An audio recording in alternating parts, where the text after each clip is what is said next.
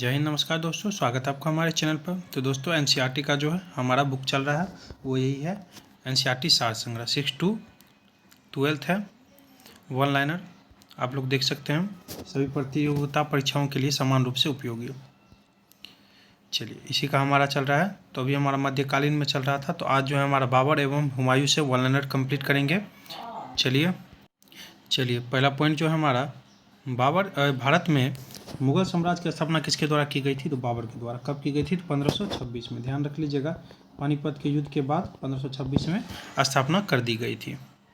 Next है हमारा, मध्यकालीन भारत में मुगल शासक वस्तुतः कौन थे? तो चगताई तुर्क। कौन थे? चगताई तुर्क थे। ध्यान रखिएगा। बाबर को भारत पर आक्रमण करने के लिए किसने आमंत्रित किया था? तो आलम खां तथा राणा सांगा ने। बहुत इंपॉर्टेंट प्रश्न है, किसने किया था? तो आलम खां तथा राणा सांगा ने।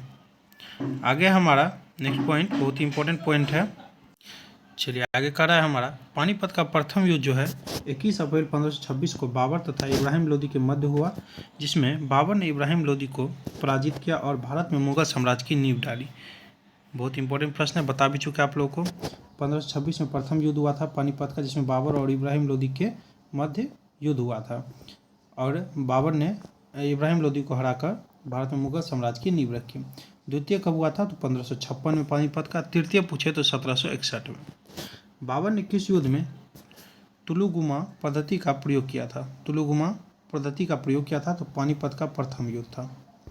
पूछे कि बाबर ने किस युद्ध में तुलुगुमा पद्धति का प्रयोग किया था? तो पानीपत का प्रथम युद्ध।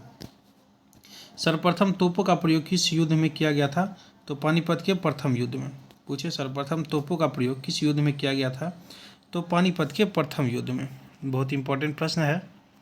आगे हमारा, बाबर ने जिहाद का नारा किस युद्ध में दिया था? तो खानवा के युद्ध में।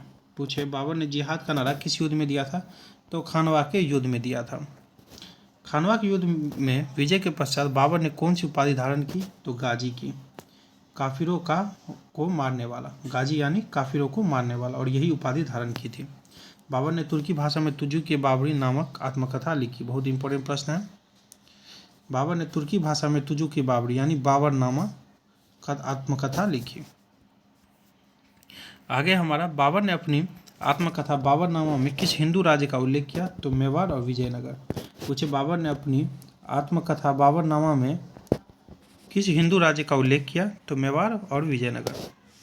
बाबरी मस्जिद का निर्माण किसने करवाया था? तो मीर बाकी ने। किसने करवाया था? तो मीर बाकी ने करवाया था। आगे बाबर द्वारा लड़े गए प्रमुख युद्ध, बहुत इंपॉर्टेंट है, सभी पूछे जाते हैं। पानीपत का प्रथम युद्ध जो 1526 में हुआ था, बाबर और इब्राहिम लोदी के बीच में हुआ था। खानवा का युद्ध 1527 में जस्ट एक साल बाद हुआ था, बाबर और राणा सांगा के बीच में। चंदेरी का युद्ध एक साल बाद 1528 ईस्वी में मेदिनी राय और बाबर के बीच। मेदिनी राय और बाबर के बीच। घाघरा का युद्ध 1529, ध्यान रखिएगा, महमूद लोदी और बाबर के बीच हुआ था।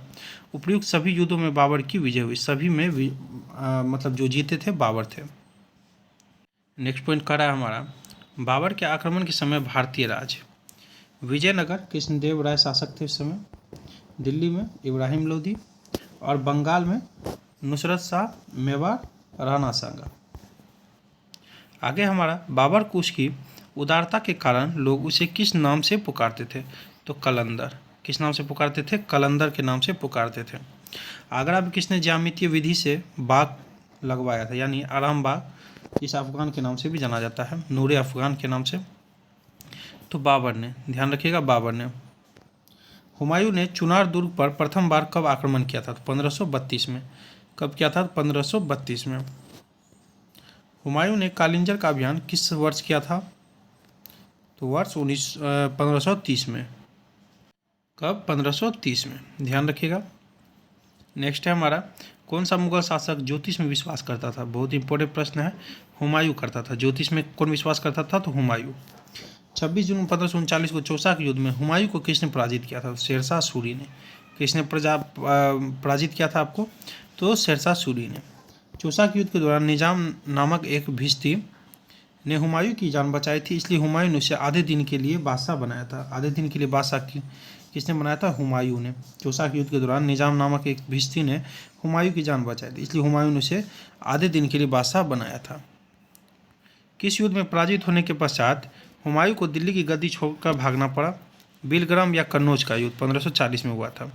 किस युद्ध में विजय के पश्चात हुमायूं दिल्ली का पुनः शासक बना? तो सरहिंद का युद्ध। कौन था? सरहिंद का युद्ध था, जो कि 1555 में हुआ। वर्ष 1556 में हुमायूं की मृत्यु किस कारण से हुई? तो पुस्तकालय की सीढ़ियों से गिरने के कारण। दीने पनाह यानी पुस्तकालय की सीढ़ियों के गिरने के कारण। स्वर्ण सिक्का जारी करने वाला प्रथम मुगल शासक कौन था? तो हुमायूं था। बहुत इंपॉर्टेंट प्रश्न है, ध्यान रखिएगा। हुमायूं था स्वर्ण सिक्का जारी करने वाला प्रथम मुगल शासक। हुमायूं के मकबरे का निर्माण उसकी पत्नी हाजी बेगम द्वारा दिल्ली में करवाया गया। श्वेत संगमरमर से निर्मित यह भारत का प्रथम दोहरे गुंबद वाला मकबरा है। नीचे पॉइंट है हमारा।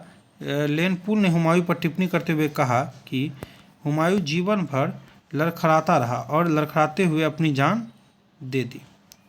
चलिए, वीडियो अच्छा लगा हो तो लाइक कमेंट जरूर कर लीजिएगा। थैंक यू दोस्तों।